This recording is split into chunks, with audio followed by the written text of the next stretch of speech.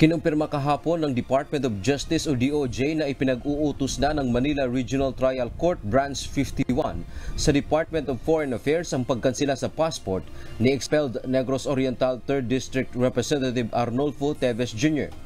Sa gitna ito ng mga kasong murder na isinampa laban sa napatalsik na kongresista kaugnay ng pagkamatay ni Negros Oriental Governor Ruel Digamo at iba pa noong nakaraang taon at ng pagdeklara sa kanya ng pamahalaan bilang terorista.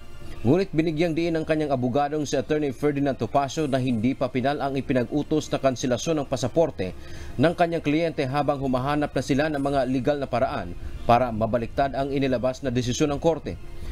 Kinwestiyon naman ito ang pahayag ni Justice Secretary Crispin Boyeng Rimulya na tila nagsasabing convicted na si Teves. Naniniwala si Topacio na hindi ito dapat isipin ng kalihim dahil wala umanong koneksyon ang kanselasyon ng pasaporte na magpapatunay kung totoong terorista o guilty sa mga kaso ang dating kongresista.